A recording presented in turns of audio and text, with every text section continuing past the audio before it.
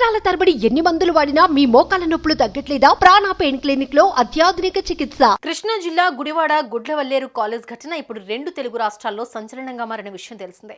ఏకంగా 300కు పైగా వీడియోలు చిత్రీకరించినట్లుగా వార్తలు వినిపిస్తున్నాయి. ఈ దారుణంపై స్పందించిన కాలేజీ విద్యార్థులు ఒంటికాలుపై లేచారు.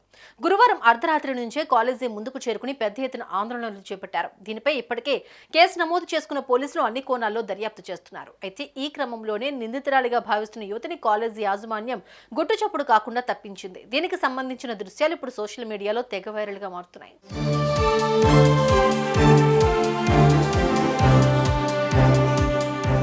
ఏపీలో తీవ్ర కలకలంగా మారిన గుడ్లవల్లేరు ఘటనపై రాష్ట్ర ప్రభుత్వం సీరియస్ అయింది. స్వయంగా సీఎం చంద్రబాబు నాయుడు స్పందించి విచారణ వేగవంతం చేయాలి అంటూ అధికారులకు ఆదేశాలు జారీ చేశారు. దీంతో జిల్లా కలెక్టర్, ఎమ్మెల్యే, పోలీస్ ఉన్నతాధికారులు ఘటనా స్థలానికి చేరుకుని పరిశీలించారు. అయితే విద్యార్థులు వర్షాన్ని సైతం లెక్క చేయకుండా ఆందోళన నుంచి వెనక్కి తగ్గడం లేదు.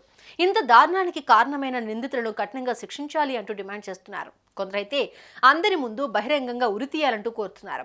వీరికి తోడు విద్యార్థి సంఘాలు సైతం తోడవడంతో కాలేజీ వద్ద ఉద్రిక్త పరిస్థితులు నెలకొన్నాయి. అయితే ఈ దారుణానికి కాలేజీ నిర్లక్ష్యమే ప్రధాన కారణమని విద్యార్థులు ఆరోపిస్తున్నారు. వారం రోజుల నుంచి చెబుతున్నా వినిపించుకోకుండా యాజమాన్యం అస్సలు స్పందించలేదని ఆగ్రహం వ్యక్తం చేస్తున్నారు.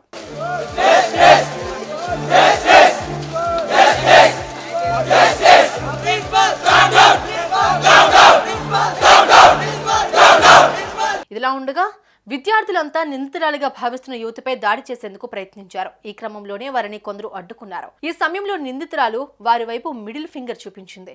దీనికి సంబంధించిన దృశ్యాలు ఇప్పుడు సోషల్ మీడియాలో వైరల్ గా మారుతున్నాయి. అయితే ఈ క్రమంలోనే కాలేజీ యాజమాన్యం నిందితురాలని గుట్టుచప్పుడు కాకుండా రాత్రికి రాత్రే తప్పించడంతో ఇప్పుడు అనేక అనుమానాలకు తావిచ్చినట్లుగా అవుతోంది. చూడాలి మరి ఈ ఘటనలో చివరికి ఏం జరుగుతుంది అనేది.